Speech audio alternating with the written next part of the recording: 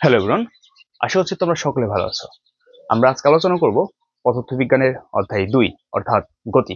এই অধ্যায়টা খুবই গুরুত্বপূর্ণ, প্রতি বছরই এখান থেকে প্রশ্ন থাকে। তো আমরা এই অধ্যায়টা 3টা পার্টে শেষ করব। প্রথমত আজকে 1 পার্ট অর্থাৎ পার্ট 1। তো এই পার্টে এই অধ্যায়ে যত বেসিক আছে এবং যতগুলো মেইন টপিক আছে সকল টপিক আমরা ধরে ধরে শেষ করব। পার্ট 2 এ আমরা কি করব? পার্ট 2 এ এই টপিকগুলোর টাইপ ভিত্তিক ম্যাথ শিখব এবং পার্ট 3 এ আমরা এই অধ্যায়ে এই অধ্যায়ে যত গ্রাফিক্যাল পার্ট আছে সব শেষ করব। সো তোমরা যারা 3টা পার্ট করবা তাহলে এই অধ্যায় থেকে যত ম্যাথ আসুক না কেন, যত এমসিকিউ সিকিউ সংক্ষিপ্ত প্রশ্ন যা আসুক না কেন তোমরা সকলেই করতে পারবা। সো আমরা এই টপিকগুলা হাতে হাতে ধরে শেষ করব। তো প্রথমত আমাদের প্রথম টপিক সেটা হলো স্থিতি ও গতি। তো আমাদের একটা জিনিস ভালো মতো জানতে হবে যে আসলে স্থিতি এবং গতি জিনিসটা কি। তো এর আগে আমাদের আরেকটা জিনিস জানতে হবে যে এই দুইটার আগে সেটা অবস্থান। যেমন আমি এখানে দাঁড়ায় আছি, তাই না? তো যে কোনো একটা নির্দিষ্ট স্থানে দাঁড়ায় আছি না, তো এটা হচ্ছে আমার অবস্থান। তো আমি যদি এখন একটু সরি কি হবে? অবস্থার পরিবর্তন হচ্ছে। সো এই জিনিসটা আমাদের স্থিতি গতির সাথে রিলেটেড। অর্থাৎ ধরো যে কোনো বস্তু, কোনো বস্তু স্থির অথবা গতিশীল, সেটি নির্ভর করে বস্তুর অবস্থানের উপর। বুঝতে পারছো যে এখানে কি, যে একটা বস্তু গতিশীল নাকি স্থির সেটা নির্ভর করে বস্তুর অবস্থানের উপর। যেমন আমি কি একটা বস্তু, সাপোজ যদিও আমি বস্তু না, ধরো আমার হাতে একটা ডাস্টারটা আছে। তো আমার ডাস্টারটা এখানে আছে, তাই না? তো ডাস্টারটা কিন্তু আমার হাতের উপর আছে। এই আমার হাতটা হচ্ছে তার অবস্থান এবং এটা হচ্ছে একটা বস্তু, আমার হাত হচ্ছে অবস্থান। তো এখানে রাখলাম। তখন দেখো তো এই বস্তুটা আমার হাতের উপর অবস্থানের উপর কি আছে? স্থির অবস্থায় আছে। তো এই ডাস্টারটা যদি আমি ফেলে দিই তাহলে মাটিতে পড়ে গেল। তাহলে আমার হাতের থেকে অবস্থানের পরিবর্তন হয়ে এখন মাটি তার অবস্থান হয়েছে। অর্থাৎ সে স্থির থেকে গতিশীল হয়েছে এবং গতিশীল হয়ে আবার সে কিসে মাটি থেকে স্থির হয়ে গেছে। অর্থাৎ অবস্থানের উপর কিন্তু সে ডিপেন্ডেন্ট। সো আমরা এখান থেকে কি লিখবো? আমরা এখান থেকে লিখবো, একটু শর্টকাটে মনে রাখবা, যে বস্তুটি গতিশীল নাকি স্থির। স্থির আর নাকি গতিশীল, স্থির নাকি গতিশীল সেটা নির্ভর করবে বস্তুর অবস্থানের উপরে। বুঝতে পারছো? বস্তুর অবস্থানের উপরে। সো আমাদের এই জিনিসটা কিন্তু খুবই গুরুত্বপূর্ণ ভাই বোঝার জন্য। সো এখন আমরা তো অবস্থান তো বুঝলাম, এখন স্থিতির গতি কি এবং গতি কি প্রশ্ন আসে না? আসে তো, তাই না? তো খুবই সিম্পল বিষয়। দেখো তো এখানে আমরা এটা একটু মুছে দেই, এটা আমাদের দরকার হবে না। তো আমরা এখন দেখবো যে স্থিতির জিনিসটা কি। অলরেডি তোমরা কিন্তু জিনিসটা বুঝতে পারছো যে আসলে স্থিতির জিনিসটা কি। তো আমরা একটু ভালো মতো লিখবো যে এই স্থিতি বা গতি যে কোনো জিনিসের ক্ষেত্রে আমাদের একটা জিনিস দরকার, সেটা হলো সময়। কারণ আমরা জানি সময় কারোর জন্য অপেক্ষা করে না, সময় কিন্তু সময়ের মধ্যে চলবে। তো এই ধরনের পদার্থবিজ্ঞানের যত টপিক গুলো আছে সবই কিন্তু সময়ের জন্য, বা আমাদের পৃথিবীতে যত ঘটনা আছে সবকিছু সময় রিলেটেড। তো এই জন্য আমরা লিখবো স্থিতি গতির ক্ষেত্রে সংজ্ঞাটা এমন হবে, সময়ের সাপেক্ষে। সাপেক্ষে মানে কি? সময়ের সাথে, তাই না? সময়ের সাপেক্ষে কোনো বস্তু, সময়ের সাপেক্ষে কোনো বস্তু, আচ্ছা সময়ের সাপেক্ষে কোনো বস্তুর একটু অবস্থান নিয়ে আলোচনা করলাম না, কোনো বস্তুর অবস্থানের পরিবর্তন না হলে তাকে স্থিতি বলে। তাকে কি বলে? তাকে স্থিতি বলে। তাহলে এর উল্টা কি হবে? যদি অবস্থান পরিবর্তন হয় তাহলে এটা কি হবে? গতি হবে। তো এটা তুমি নিজে লিখতে পারবা যে গতির সংজ্ঞাটা কি। একই রকম তুমি এটা লিখবা, সময়ের সাপেক্ষে কোনো বস্তুর অবস্থানের পরিবর্তন হলে, শুধু এখানে কি না হলে লিখছে, এখানে কি হলে তাকে গতি বলে। সো আমরা কিন্তু একটা সংজ্ঞার মাধ্যমে দুইটা সংজ্ঞা খুব সহজে মনে রাখতে পারি। সো এই হচ্ছে আমাদের গতি ও মানে স্থিতি এবং গতির মানে বেসিকটা। তো তোমরা এটা নিজেই বুঝতে পারবা। ধরো আমি আর একটু আলোচনা করি। ধরো আমি এখানে দাঁড়াই আছি, তাই না? হ্যাঁ, এখন আমি স্থির কিন্তু আছি, বাট আমি একটু মানে হাঁটলাম, হাঁটলে কি হবে? স্থানীয় পরিবর্তন হয়েছে, মানে যেটা শুরুতে বলছিলাম। সো আমরা প্রকৃতপক্ষে কিন্তু কখনো স্থির না, এটা কিন্তু মনে রাখবা। ঠিক আছে, কি মনে রাখবা? নোট হিসেবে এটা মনে রাখবা, আমরা প্রকৃতপক্ষে কখনো স্থির না। কেন স্থির না সবাই তোমরা জানো। নোট, আমরা প্রকৃতপক্ষে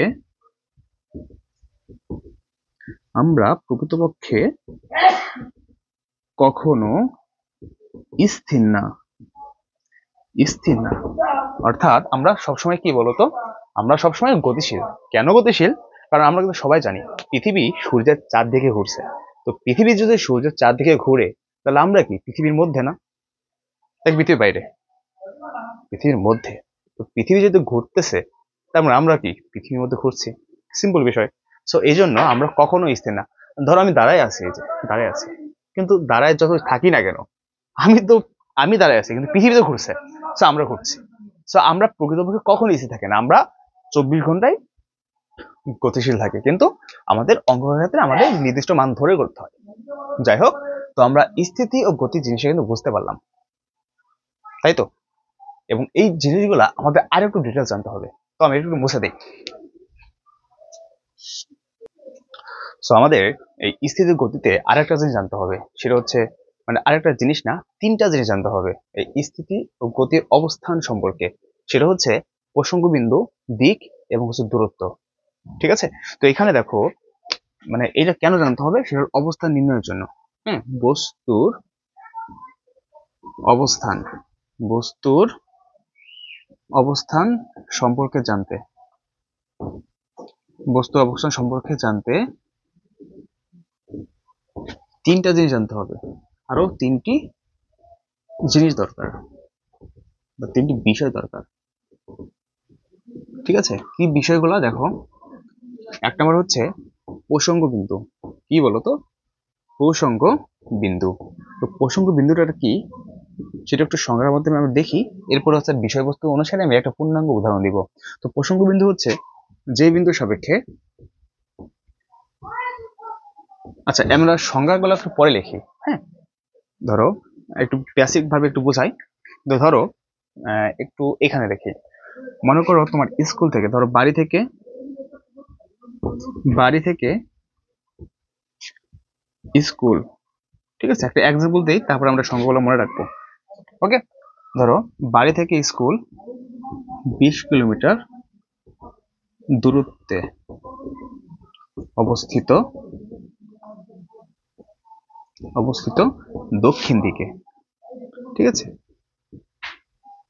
দক্ষিণ দিকে, অথবা তুমি এখানে পূর্ব দিক দিকে পারো, মানে একটা দিক দিলাম আর কি, পূর্ব দিকে। ঠিক আছে, ধরো একটা এক্সাম্পল কি, বাড়ি থেকে স্কুল 20 কিলোমিটার দূরত্বে অবস্থিত, দক্ষিণ দিকে অথবা পূর্ব দিকে। সো এখানে আমরা যে একটু কালিটা চেঞ্জ করি, তো দেখো যে আমাদের এখানে বাড়িটা না, এই যে বাড়ি, এই বাড়িটা হচ্ছে প্রসঙ্গ বিন্দু। এই বাড়িটা হচ্ছে প্রসঙ্গ বিন্দু। কেন একটু পরেই বলতেছি। এবং এই স্কুল থেকে কত, 20 কিলোমিটার দূরত্বে। তো এটা হচ্ছে আমাদের কি বলতো, দূরত্ব। এটা হচ্ছে দূরত্ব। এবং এই যে আমাদের দিক না, এটা হচ্ছে কি, এটা হলো দিক। তো এই তিনটা জিনিস আমাদের খুবই গুরুত্বপূর্ণ ভাই লাগবে আমাদের। সো বাড়ি থেকে স্কুল 20 কিলোমিটার দূরত্বে অবস্থিত, দক্ষিণ দিকে বা পূর্ব দিকে। সেখানে বাড়ি হচ্ছে প্রসঙ্গ বিন্দু, মানে তুমি যেখান থেকে যাত্রা শুরু করলা। তো আমরা এখানে কি বলতে পারি, যে বিন্দু সাপেক্ষে, যে বিন্দুর সাপেক্ষে অন্য অন্য কোনো অন্য কোনো বস্তুর অবস্থান অবস্থান নির্ণয় করা যায়, অন্য কোনো বস্তুর অবস্থান নির্ণয় করা যায়, তাকে কি বলে, এই প্রসঙ্গ বিন্দু বলে। সো এটা আমরা বুঝতে পারলাম। দেখো, যে বিন্দুর সাপেক্ষে অন্য কোনো বস্তুর অবস্থান নির্ণয় করা যায়। তো আমরা বাড়ি থেকে যখন কি বললো, বাড়ি থেকে স্কুল 20 কিলোমিটার দূরত্বে অবস্থিত। তো এখানে প্রথম প্রসঙ্গ বিন্দু কি, বাড়ি এবং স্কুল। তো বাড়ি থেকে স্কুল, তো আমরা এই বাড়ি ধরে একটা বস্তু এবং স্কুল একটা বস্তু, তো প্রথম বস্তু থেকে আমরা কিন্তু আরেকটা বস্তু দূরত্ব নির্ণয় করলাম। তো এই কারণে বাড়ি হচ্ছে আমাদের প্রসঙ্গ বিন্দু, ঠিক আছে। এবং আরেকটা জিনিস দরকার হবে দিক। তো দিক নিয়ে আমাদের কোনো কথা নাই। দিকটা কি, যে একটা বস্তু থেকে আরেকটা বস্তু কত দূরে অবস্থিত, মানে বাড়ি থেকে স্কুল কত দূরে, 20 কিলোমিটার অবস্থিত। তুমি এখানে লিখে দেবা, কি লিখে দেবা বলো তো, যে একটি বস্তু থেকে আরেকটা বস্তু কত দূরে অবস্থিত, সেটা হচ্ছে দিক। একটু কথাটা পজ করে লিখবা, ঠিক আছে। 3 নম্বরে হইলো কি জানো, দূরত্ব। সরি, এটা হচ্ছে মানে দূরত্ব সংখ্যা বলছি, এটা হচ্ছে দূরত্ব। যে কি, এটা হচ্ছে দূরত্ব, যে একটা বস্তু আর একটা বস্তু কত দূরে অবস্থিত, এটা দূরত্ব। আর দিকটা কি ভাইয়া, দিকটা হলো যে কোন দিকে মানে বস্তুতে যাবে। যেমন বাড়ি থেকে স্কুল 20 কিলোমিটার দূরে অবস্থিত দক্ষিণ দিকে, তাহলে এটা হলো দিক, ঠিক আছে, এটা হলো দিক। তো এই হচ্ছে আমাদের স্থিতি ও গতির পূর্ণাঙ্গ বেসিক আলোচনা। তো আমাদের কিন্তু টাইপ 1 এর মানে এই জিনিসটা কিন্তু শেষ হয়ে গেছে। আমরা নেক্সটে দেখবো হচ্ছে বিভিন্ন প্রকার গতি। তো এই বোর্ডটা আমি পরিষ্কার করে দেই। আশা করছি তোমরা যারা ক্লাসটা রেগুলার মানে নিয়মিত করবা, হ্যাঁ, এবং সম্পূর্ণ করবা, এই অধ্যায়ে তোমাদের আর কোনো সমস্যা থাকবে না, অন্য কোনো ভিডিও দেখা লাগবে না, প্রাইভেট করতে হবে না বাইরে। ওকে, সো আমাদের দ্বিতীয় টপিক হচ্ছে বিভিন্ন প্রকার গতি। আমরা এটা নিয়ে আলোচনা করব, খুবই গুরুত্বপূর্ণ এই টপিকটা। আমাদের দ্বিতীয় আইটেম কি বলতো, বিভিন্ন প্রকার গতি। বিভিন্ন প্রকার গতি। তো বিভিন্ন প্রকার গতি মনে রাখবা, গতি মূলত 5 প্রকার, ঠিক আছে। এটা আমরা এখানে লিখি। তো গতি মূলত 5 প্রকার, গতি মূলত 5 প্রকার, ঠিক আছে। একটা সরল রেখে গতি,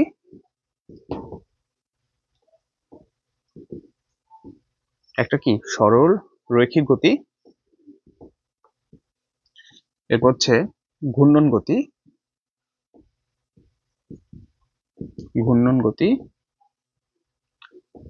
চলন গতি,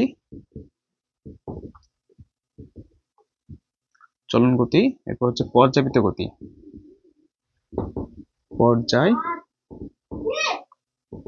পর্যাবৃত্ত গতি, ঠিক আছে, পর্যাবৃত্ত গতি। এবং লাস্ট হচ্ছে হ্যাঁ সরল স্পন্দন গতি, সরল স্পন্দন গতি। মনে থাকবে তোমাদের? এবার গতি কত প্রকার? গতি হচ্ছে 5 প্রকার। কি কি? সবাই আমার সাথে বলো, গতি 5 প্রকার। একটা হচ্ছে সরল রৈখিক গতি, ঘূর্ণন গতি, চলন গতি, পর্যাবৃত্ত গতি এবং সরল স্পন্দন গতি। তো আমরা 5টা গতির সংজ্ঞা খুব সহজে কিন্তু মনে রাখতে পারি। এবং প্রথমত এই সংজ্ঞাগুলো তোমাদের লিখে দেই সময় শর্টকাটের কারণে, এবং এরপরে তোমাদের বলে দেবো কিভাবে আমাদের পড়তে হবে, ঠিক আছে। তো এটা একটু নোট করবা, আমি এখন এটা মুছে দেবো, এবং মুছে দিয়ে আমরা 5টা গতির সংজ্ঞা খুবই সুন্দর করে শর্টকাটের মধ্যে লিখে দেবো। ওকে, তো দেখো আমাদের প্রথম হচ্ছে সরল রেখি গতি। এটা একদমই সহজ, লিখবো যে কোনো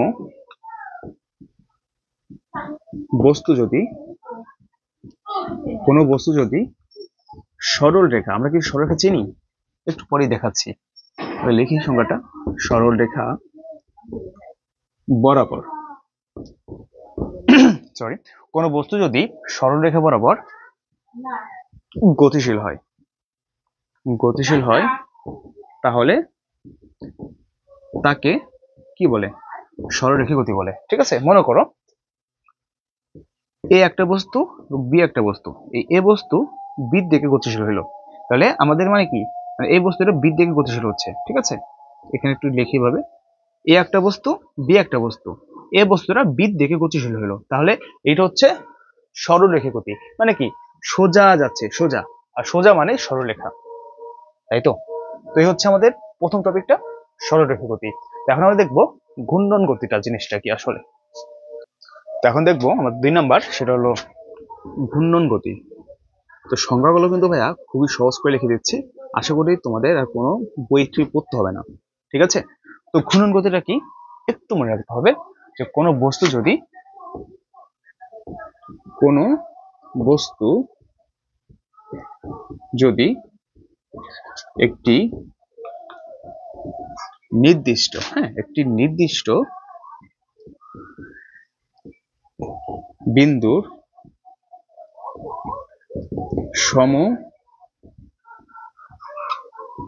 সমদূরত্বে থেকে ঘুরতে থাকে তাহলে সেই গতিকে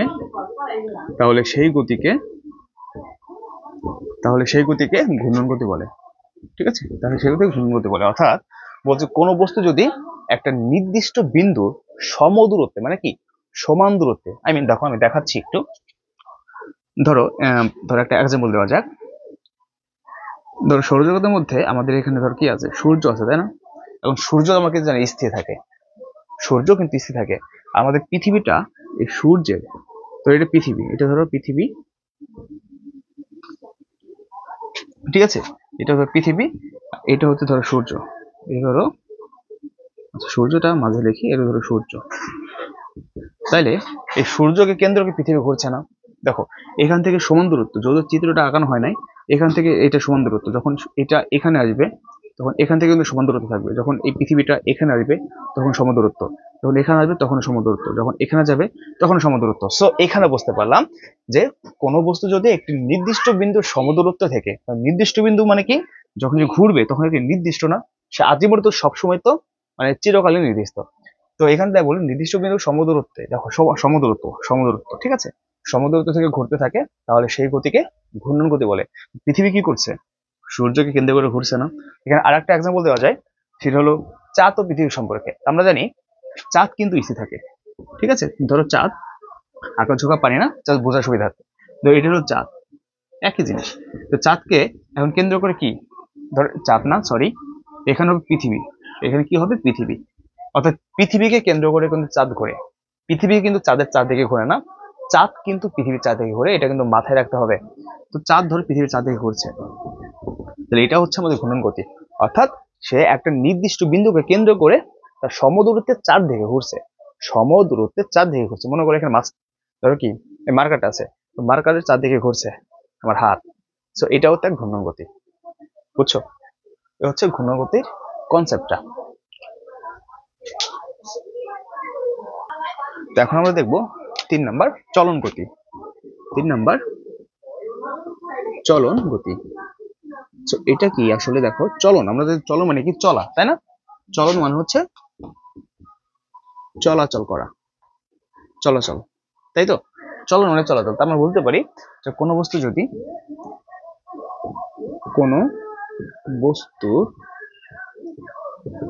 গতি এমন হয় যদি, ভিডিও কি দেখা যাচ্ছে এখানে, দেখো তো, ওকে দেখো তো কি লিখছি, কোনো বস্তুর গতি এমন হয় যদি বস্তুর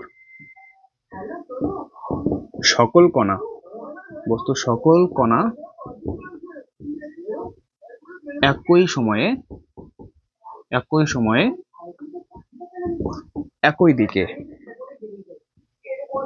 দিকে সমদূরত্ব অতিক্রম করে,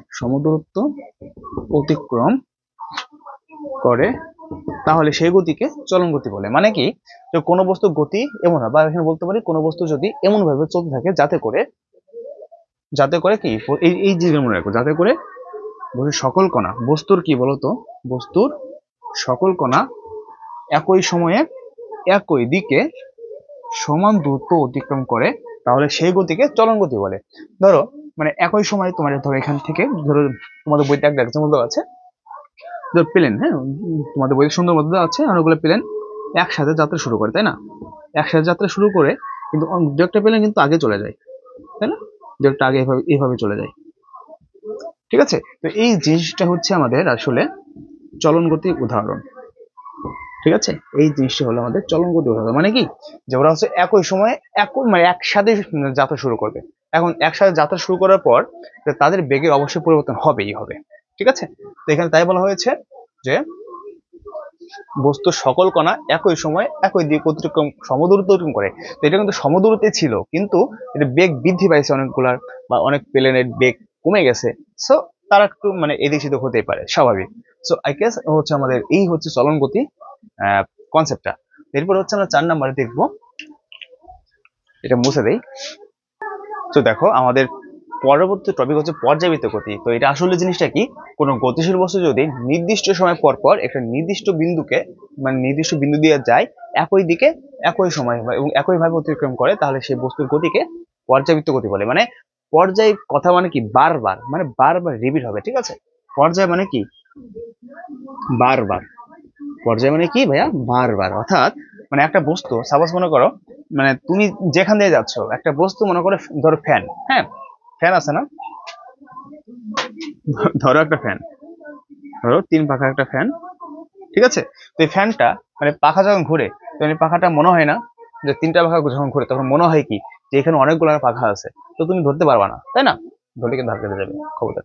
সো এই মানে এই পাখাটা একবার এখানে যায়, এটা এখানে আসে, এটা এখানে আসে, আবার এখানে যায়, মানে এইভাবে কিন্তু চলতে থাকে, তাই না। তো দেখো মানে এখানে কিন্তু লিখছে কোনো, আর এখানে যে বস্তু, এটা হলো বস্তু আমাদের, এটাকে কেন্দ্র করে, এটাকে কেন্দ্র করে কিন্তু এই ফ্যানের এই পাখাগুলো ঘুরে।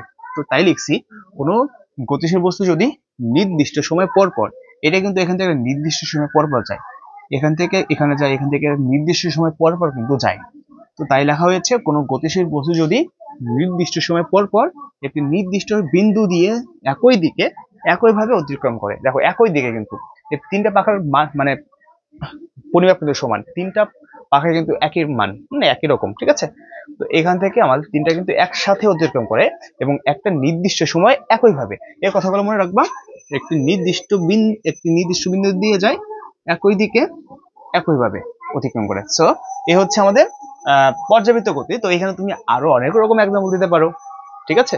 যেমন কি দিতে পারো, এই যে পৃথিবী সূর্যের চারদিকে ঘুরে, এটা কিন্তু একটা পর্যাবৃত্ত গতির উদাহরণ ভাইয়া। পৃথিবী সূর্যের চারদিকে ঘুরে, সূর্য কিন্তু স্থির হয়েছে, পৃথিবী ঘুরতেছে চারদিকে এক নির্দিষ্ট সময় পর পর। আমরা জানি 24 ঘন্টায় কিন্তু আমাদের দিন রাত হয়, তাই না। সো এটা কিন্তু আমাদের পর্যাবৃত্ত উদাহরণ, বুঝছো। তো এরপর হচ্ছে এই যে যেমন যেমন কি চাঁদ পৃথিবীর দিকে ঘুরছে, ধরো চাঁদ একই রকম, চাঁদ পৃথিবীর দিকে ঘুরছে, এটাও কিন্তু আমাদের পর্যাবৃত্ত গতির উদাহরণ। আবার আরেকটা গুরুত্বপূর্ণ উদাহরণ আছে, যেমন স্প্রিং। আর স্প্রিং যখন বস্তুকে ধুলায়, এখানে একটা বস্তু আছে, ধরো ধরো এটা একটা বস্তু, ঠিক আছে। এই বস্তুটা কিন্তু মানে দুলতে থাকে, তাই না, আমাকে স্ক্রিন থাকে দেখাইতাম। তো এই বস্তু দেখবা যে এরকম দুলতে থাকে, উপর নিচ হতে থাকে, উপর নিচ, তো উপরে যায় নিচে আসে, উপরে যায় নিচে আসে। তো এটাও কিন্তু আমাদের পর্যাবৃত্ত গতির উদাহরণ। এবং আর একটা উদাহরণ আছে, দেখো অনেকগুলো উদাহরণ দেওয়া যায়। তোমার ধরো দোলনা, ছোটবেলা দোলনা খেলতাম না, বাংলায় কি বলতাম আমরা, যারা গ্রামে বা এটা বলো ঝুলু বলে, তাই না, ঝুলুন। তো এটা ধাক্কা দিলে একবার উপরে মানে এদিকে যায়, আপ ডাউন করে, তাই না, এটাই করে না। তো এটা হচ্ছে আমাদের পর্যায়বৃত্ত উদাহরণ, এবং সেটা হচ্ছে আমাদের ঘূর্ণন গতি হবে না, সেটা হচ্ছে আমরা একটু পরে স্পন্দন করবো, ওইটা হবে। তো যাই হোক, তো এই হচ্ছে তুমি লিখে দেবা কি কি হয়, দেখো খুবই উদাহরণ, যেমন কি ফ্যান, তাই না, উদাহরণ কি ফ্যান। তারপর তোমার হচ্ছে এই যে পৃথিবী সূর্যের তার দিকে ঘুরে, এই সবই কিন্তু আমাদের উদাহরণ। পৃথিবী সূর্যের চারদিকে ঘুরে। তারপর কি আরো দেওয়া যায়, তোমার হচ্ছে স্প্রিং এর গতি, স্প্রিং এর বস্তুর গতি। তো এই সবই আমাদের কিন্তু এই পর্যাবৃত্তগত উদাহরণ, এবং এই জিনিসটা কিন্তু খুবই গুরুত্বপূর্ণ হয়, এবং পরীক্ষায় কিন্তু সংজ্ঞা রিলেটেড আসছেই, সেটা বুঝতে হবে। ওকে, লাস্ট আমাদের আরেকটা আছে কি, তোমার হচ্ছে কি জন্য এটা কয়টা শেষ করলাম, আরেকটা আছে তোমার সরল স্পন্দন গতি। তো এটা আমরা দেখবো এখন।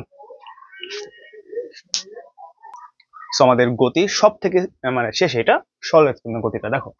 তো এটা হচ্ছে মানে একটু মানে শুরু করার আগে একটু বেসিক দেই। মানে জিনিসটা হচ্ছে এই সরল স্পন্দন গতিটা একরকম একটা পর্যায়গত গতি, এটা নোট হিসেবে মানে একটু পরে লিখে দাও।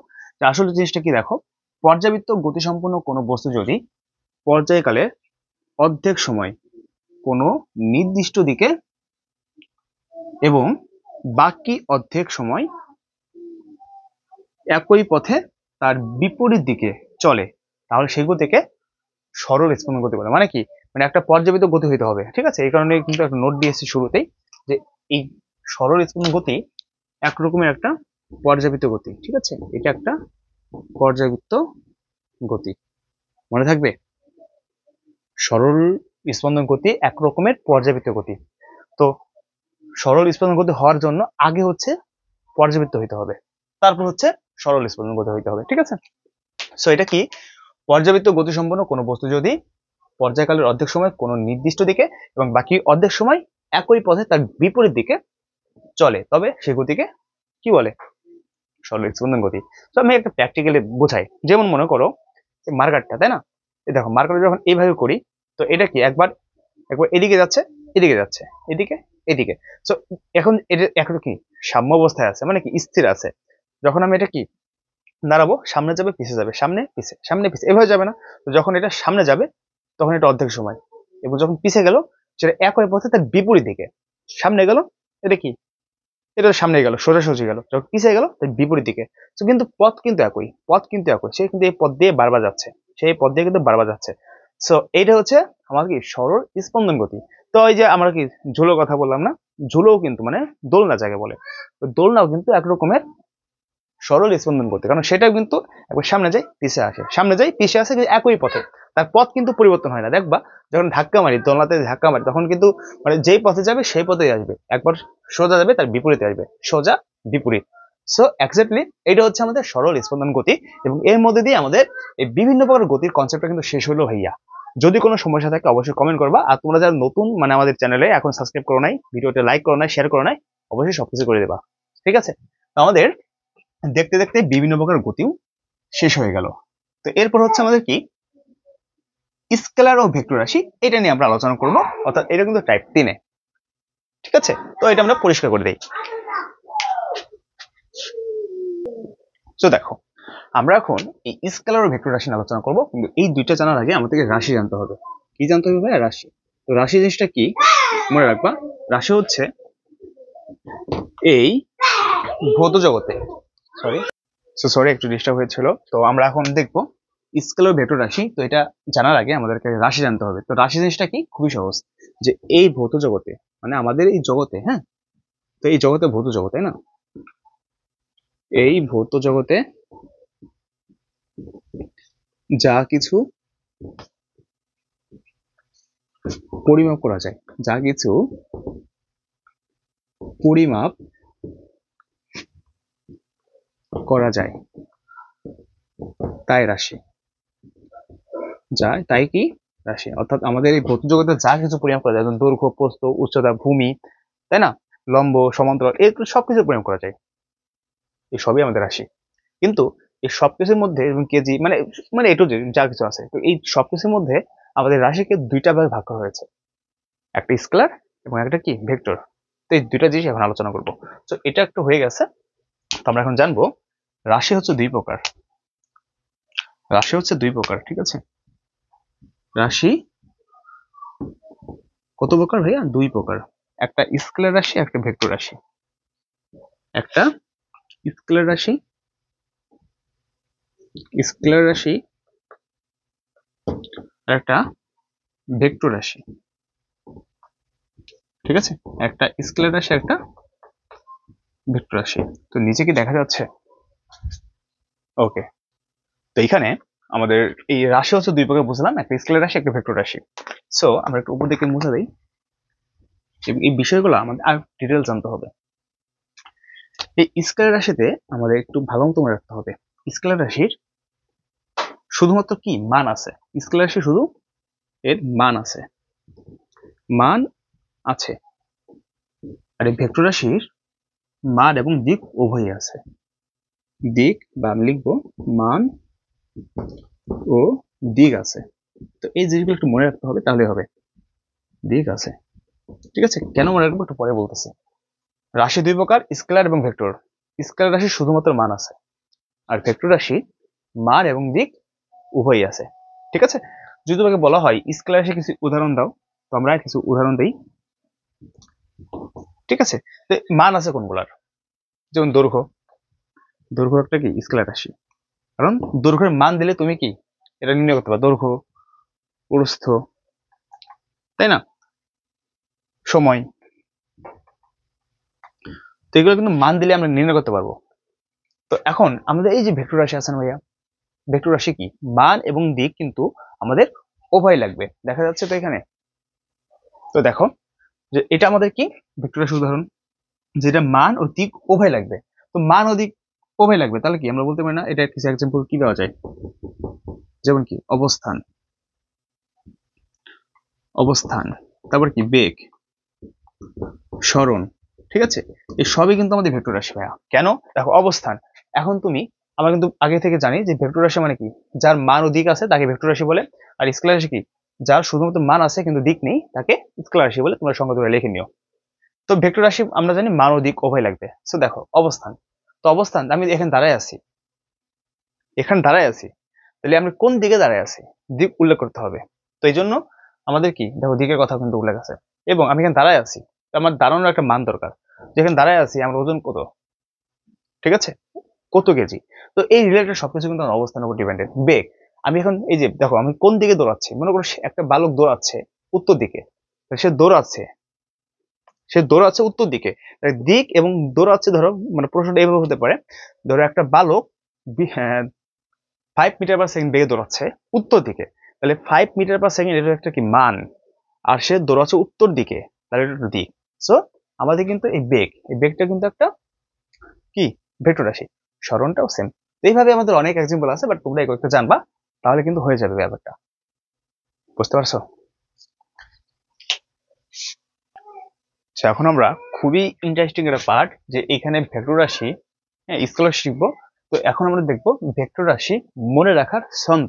তো এই ভেক্টর রাশির আমরা যে উদাহরণগুলো দেখলাম মাত্র, সেখানে তো কয়েকটা দিয়েছিলাম, তো আমরা এখানে একটা মানে ছন্দ লিখেছি, এটা আসলে টেকনিকের মাধ্যমে মনে রাখবো আমরা এই ছন্দের মাধ্যমে, ঠিক আছে, ছন্দের মাধ্যমে আমরা এই ভেক্টর রাশির A to Z সকল উদাহরণ মনে রাখতে পারবো, মানে আমাদের এই পৃথিবীতে মোটামুটি যা যা হয় আর কি, ঠিক আছে। তো ছন্দটা হচ্ছে একটু মজার ছলে মনে রাখতে হবে, ভবে সব প্রিয়তম, প্রিয় বানাম হয় না কিন্তু, মিলানোর জন্য কিন্তু এখানে অতিসি, ঠিক আছে, কিন্তু অন্তস্থ হবে, ভবে সব প্রিয়তম ভাসে প্রেমের জোয়ারে, ভবে সব প্রিয়তম ভাসে, আবার বলি, ভাবে সব প্রিয়তম ভাসে প্রেমের জোয়ারে। তো এখানে ভতে হচ্ছে ভরবেগ, বেতে বেগ, দন্তের সাথে স্মরণ, বতে বল, প্রিয় হচ্ছে প্রেবাল্য, ওতে হচ্ছে ওজন, ততে হচ্ছে ত্বরণ, মতে হচ্ছে মন্দন, মদন মন্দন, ভাস ভা, ঠিক আছে, ভয়কার হচ্ছে কি ভ্রামক, দন্তেশ্বয়কার হচ্ছে কি সান্দ্রতা, প্রেমের মানে হচ্ছে পৃষ্ঠটান, প্লাবতা, পীড়ন, এবং জোয়ারের মানে হচ্ছে কিছু নাই, এটা মিলানোর জন্য আর কি আমাদের এখানে জোয়ারে অ্যাড করা হয়েছে।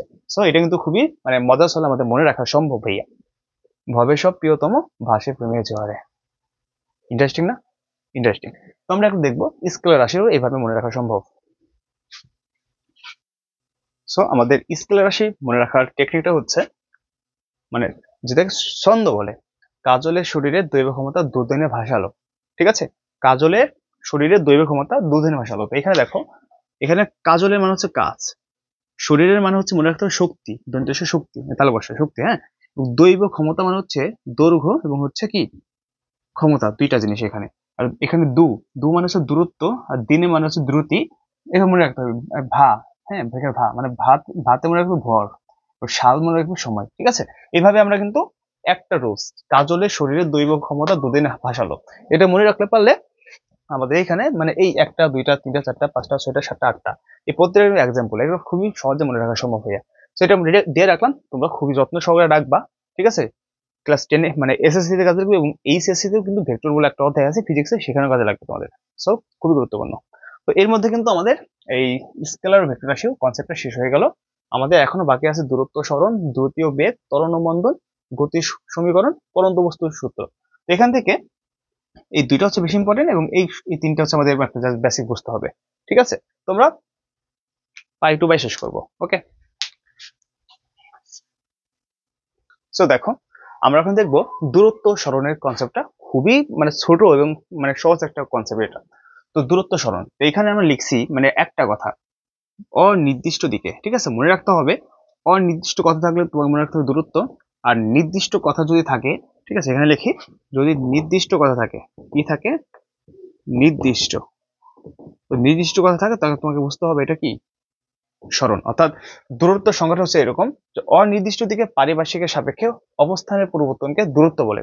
আর তাহলে সরণের সংজ্ঞাটা কিরকম হবে, যে নির্দিষ্ট দিকে পারিপার্শ্বিকের সাপেক্ষে অবস্থানের পরিবর্তনকে দূরত্ব বলে। অর্থাৎ দূরত্ব হচ্ছে অনির্দিষ্ট, আর সরণ হচ্ছে নির্দিষ্ট। কেন? কারণ আমরা কিন্তু অলরেডি জানি যে দূরত্ব হচ্ছে স্কেলার রাশি, কারণ দূরত্বের কি আছে, মান আছে কিন্তু কখনো দিক নাই। আর সরণ হচ্ছে একটা ভেক্টর রাশি, সরণের মান এবং দিক উভয় আছে। তো ধরো তোমাকে যদি বলা হয় এখানে এক্সাম্পল দেই দূরত্বের, এ থেকে ধরো বিতে গেল, দেখো এ থেকে বিতে গেল ধরো 5 কিলোমিটার সাপোজ, ঠিক আছে, ধরো এ থেকে বিতে গেল 5 কিলোমিটার দূরত্ব। এখানে কিন্তু শুধু আমাদের মান দিছে, দেখো ভাই শুধু মান দিছে, কিন্তু এখানে কিন্তু বলে নাই যে এ থেকে বি মানে কোন দিকে গেছে, সেটা কিন্তু তোমাকে বলে দেয় নাই। আবার এই এটা ধরো সরণ, এটা দূরত্ব সংজ্ঞা, ঠিক আছে, দূরত্ব, আর এটা হলো সরণ। এটা কি সরণ, তো সরণের ক্ষেত্রে বলা হলো মানে এক্সাম্পলটা সংজ্ঞাটা তুমি লিখে নিও, এখানে নির্দিষ্ট কথা আর এখানে দিক থেকে সেম। তো এটা কি ধরো বললো এ থেকে বিতে গেল, ঠিক আছে, ধর এটা হচ্ছে আমাদের ধর পূর্ব দিক, পূর্ব দিক থেকে তোমার পশ্চিম দিক গেল, পশ্চিম দিকে গেল, এখানে ধরো 2 কিলোমিটার, ঠিক আছে। তো এখানে দেখো আমাদের মানও দেওয়া আছে এবং দিক উল্লেখ করা আছে, সেই কারণে সরণ হচ্ছে আমাদের কি রাশি, ভেক্টর রাশি, আর দূরত্ব হচ্ছে আমাদের কি রাশি ভাইয়া, স্কেলার রাশি। এবং এই যে সংখ্যাটা কিন্তু খুবই নির্দিষ্ট, এবং এ থেকে নির্দিষ্ট বলে দিচ্ছে যে কোন দিক থেকে কোন দিকে যাবা তুমি, পূর্ব দিক থেকে পশ্চিমে যাবা, মানে একটা নির্দিষ্ট বলে দিছে, এবং তোমাকে বললো যে পূর্ব থেকে পশ্চিম দিকে তুমি 2 কিলোমিটার হেঁটে যাবা, তো তুমি কিন্তু পারবা, কারণ বর্তমান মোবাইল ফোন আছে, ঘড়ি আছে, 2 কিলোমিটার অটোমেটিক মাপা যায়। তো তুমি পূর্ব থেকে ধরো হাঁটা শুরু করলা, 2 কিলোমিটার হাঁটলা, তারপর স্টপ হয়ে গেলা। তো এখানে মান দিক কিন্তু বলে দিছে, বিধায় এটা হচ্ছে আমাদের কি সরণ। আর দূরত্ব তোমাকে বলে এ থেকে বি দিকে যাবা 5 কিলোমিটার। এখন তুমি এ থেকে বি তুমি বুঝবা কেন যে এখানে বি আছে, এখন কোন দিকে যাবা, তোমাকে বলে নাই তো যে এ থেকে বিতে যাবে, এটুকু বলছে 5 কিলোমিটার, এখন এ কোথায় বি কোথায় সেটা তো বলে নাই যে কোন দিকে। সো এই জন্য দূরত্ব হচ্ছে আমাদের একটা স্কেলার রাশি, আর সরণ হচ্ছে একটা ভেক্টর রাশি, এটা মনে রাখতে হবে। এই ছোট্ট একটা বিষয়, দূরত্ব আর সরণের কনসেপ্ট গুলা তেমন কিছু না, ঠিক আছে। আমাদের এটা শেষ হয়ে গেল, মানে এখন যা যা শেষ মানে এগুলো সহজই আছে। এবং দ্রুতীয় বেগ একটু আলোচনা করি, তো এটা আমরা মুছে দিই, নোট করিও। এখন আমরা দেখবো দ্রুতীয় বেগের কনসেপ্টটা, খুবই মানে এটা সহজ, ঠিক আছে। এখানে দেখো আমরা এখানে একটা জিনিস সংজ্ঞা লিখছি এখানে, কিন্তু সংজ্ঞাটার আগে আমাদের একটা জিনিস মনে রাখতে হবে যে দ্রুতি সমান হচ্ছে দূরত্ব, ঠিক আছে, মানে দুইটা জিনিস হচ্ছে আমাদের একটু মনে রাখবা, এবং হচ্ছে বেগ আর সরণ, বেগ সমান সরণ, এই দুইটা জিনিস মনে রাখবা। কেন মনে রাখবা, এই দুইটা মনে রাখলে আমার সংজ্ঞাটা ইজি হয়ে যাবে।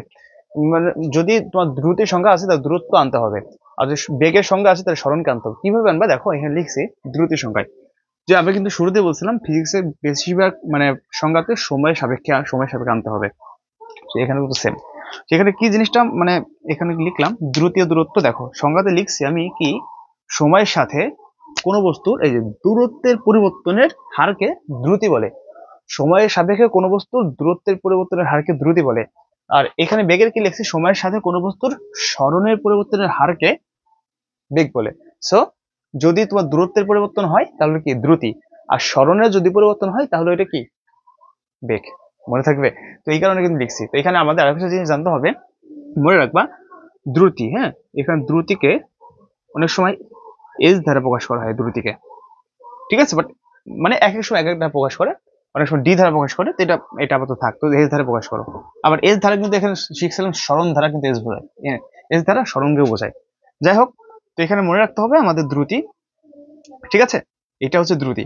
ওকে, তো এই কনসেপ্ট একটু মনে রাখবা, সিম্পল বিষয় আমাদের, ঠিক আছে। তো আমরা কিন্তু এখানে বলছি দূরত্বের পরিবর্তন হয়, তো এই কারণে লিখবো দূরত্ব ডিভাইডেড হচ্ছে সময়, মানে এটা দ্রুতির একটা সূত্র।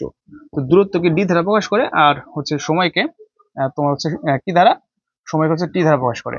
অনেক সময় দ্রুতিকে আবার ভি দ্বারা প্রকাশ করে, যে ভি সমান ডি বাই টি, মানে এইভাবে লেখা যায়, ঠিক আছে। বা অনেক সময় আবার এখানে এস লেখা যায়, এস সমান ডি বাই টি, এক এক সময় এক এক ভাবে শিখতে হয়, বাট এটা আমাদের কোনো কাজে লাগে না বেশি, ঠিক আছে, এটা কোনো কাজে লাগে না।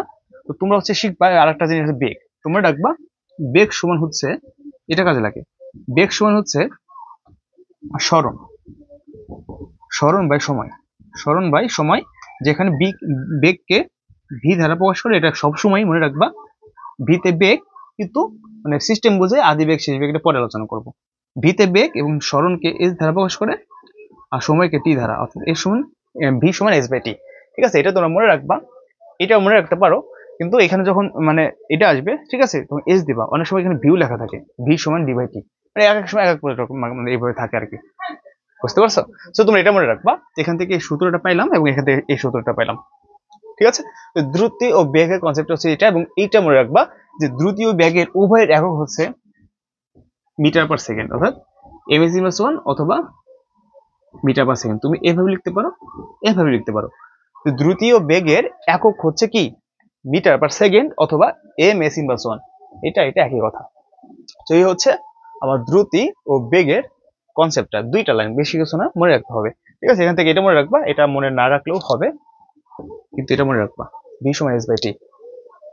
ঠিক আছে, তো দ্রুতিকে অনেক সময় এস দ্বারা প্রকাশ করে, অনেক সময় দেখবা যে ভি দ্বারা প্রকাশ করে, এক এক সময় এক এক রকম থাকে।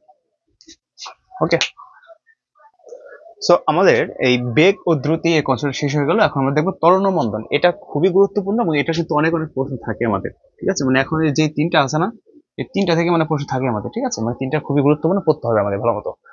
তো ত্বরণ জিনিসটা আসলে কি, দেখো ত্বরণের সংজ্ঞাটাকে দেখি, যেটাই পড়ে সেটা লিখে লিখে পড়াচ্ছি, মানে এটা ডিটেলস পড়তে হবে। ঠিক আছে, তো ত্বরণ জিনিসটা হইলো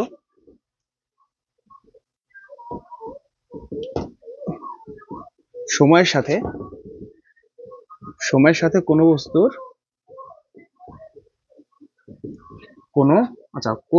কোনো বস্তুর বেগ বৃদ্ধির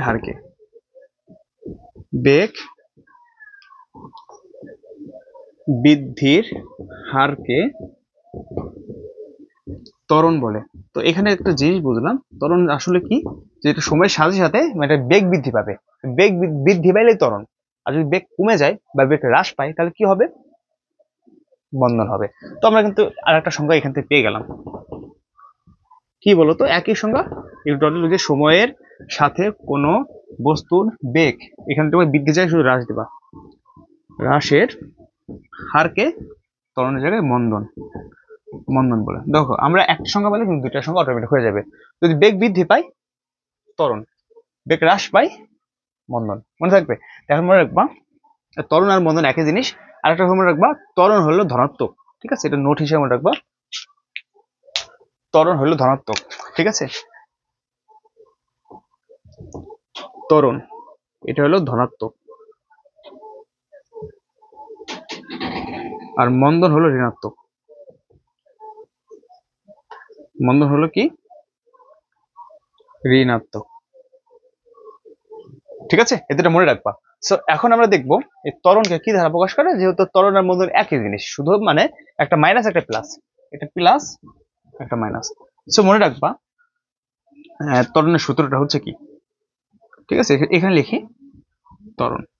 তো ত্বরণকে হচ্ছে এ দ্বারা প্রকাশ করে, মনে থাকবে, ত্বরণকে এ দ্বারা প্রকাশ করে, তাহলে মন্দনকে কি মাইনাস এ দ্বারা প্রকাশ করে, সিম্পল বিষয়। ত্বরণকে এ দ্বারা আর মন্দনকে তাহলে মাইনাসে হবে, কারণ যেহেতু মন্দন নেগেটিভ। বুঝছো, ক্লিয়ার তো, দেখো ক্লিয়ার তো। ওকে, তো ত্বরণের সূত্রটা হচ্ছে যে ত্বরণ সমান শেষ বেগ মাইনাস আদি বেগ, মনে রাখবা শেষ বেগকে ভি দ্বারা প্রকাশ করে। আচ্ছা, এটা পরে লাইন দেখি, ডিভাইড হচ্ছে সময়। ঠিক আছে, এটা ত্বরণের সূত্র, ত্বরণ সমান হচ্ছে শেষ বেগ মাইনাস আদি বেগ ডিভাইডেড সময়। কিন্তু পরীক্ষায় আমরা এইভাবে লিখবো না, আমরা লিখবো যে ত্বরণ, যেহেতু ত্বরণকে কি দ্বারা প্রকাশ করে, এ দ্বারা, তো এ সমান শেষ বেগ মানে ভি আর আদি বেগ মানে ইউ আর সময় মানে টি, অর্থাৎ ত্বরণের সূত্র হচ্ছে এটা, এ সমান ভি মাইনাস ইউ ডিভাইডেড টি। মনে থাকবে, মন্দনের সূত্র এটা, শুধু মন্দনের জায়গায় একটা মাইনাস দিয়ে দেবা আর সবই ঠিক। মন্দন হইলে জাস্ট একটা মাইনাস দিয়ে দেবা, সবে ঠিক। আর এই যে এখন আমাদের এটা হলো কি সূত্র, তাহলে আমরা এখন কি নিচে দেখা যায়, দেখো তো। ওকে, তাহলে এখন এখানে লিখবো যে ত্বরণের একক,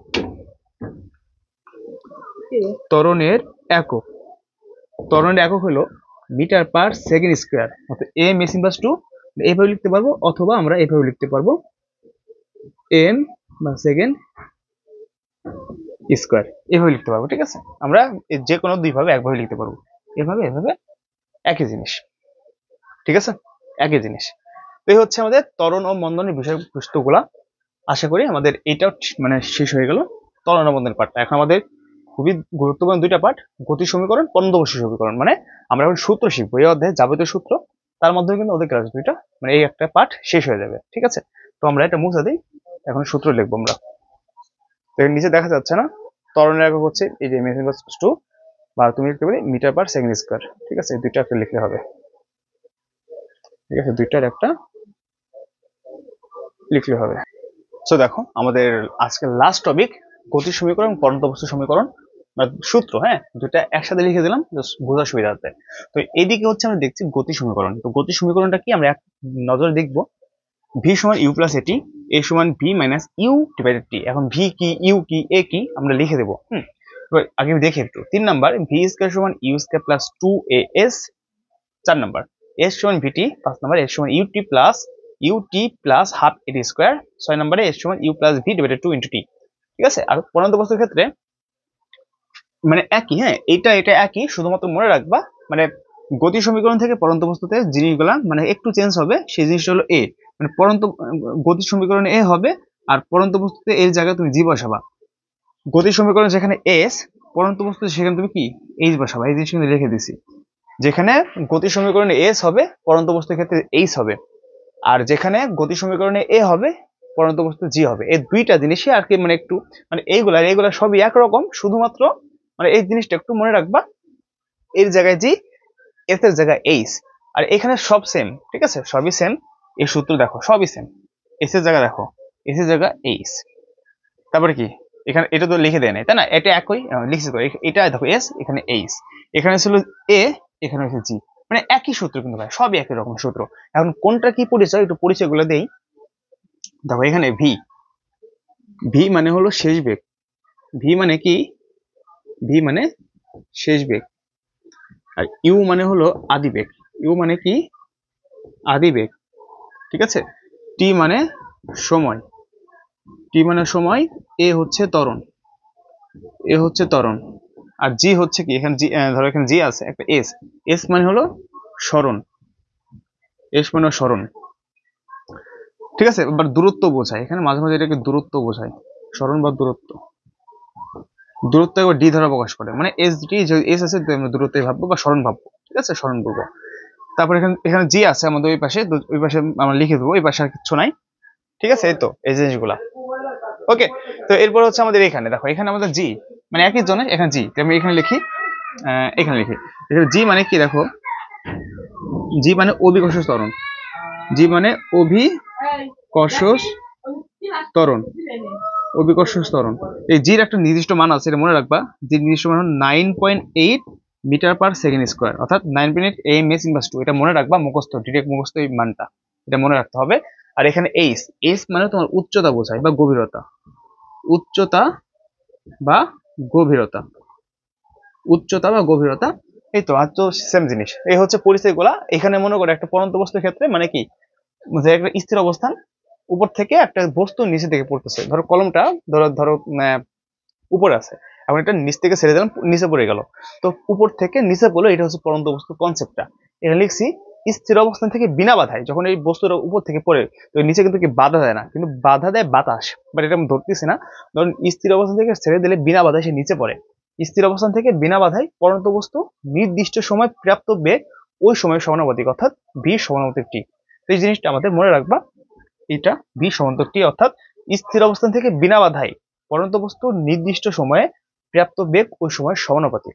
তো এই হচ্ছে আমাদের পরন্ত বস্তু এবং গতি সমীকরণের এ টু জেড কনসেপ্ট। ঠিক আছে।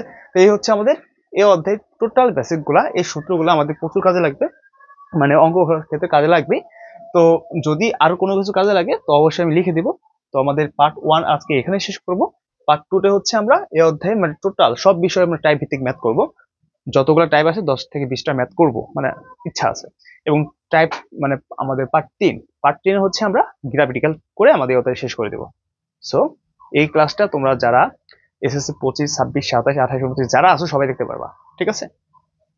ওকে, সবাই ভালো থাকো। নতুন হয়ে থাকলে চ্যানেলটি সাবস্ক্রাইব করবা, ভিডিও লাইক করে দেবা, ভিডিওটি তোমার বন্ধুদের সাথে শেয়ার করবা এবং ফেসবুক থেকে দেখে ফলো করবা। সো আজকে এখানেই, ভালো থাকো সবাই। ধন্যবাদ সবাইকে। ভিডিওটি শেয়ার করে দিও তোমাদের কলেজ, স্কুলের, হ্যাঁ মেসেঞ্জার গ্রুপে বা বিভিন্ন গ্রুপে শেয়ার করে দিও। ভালো থাকবা সবাই।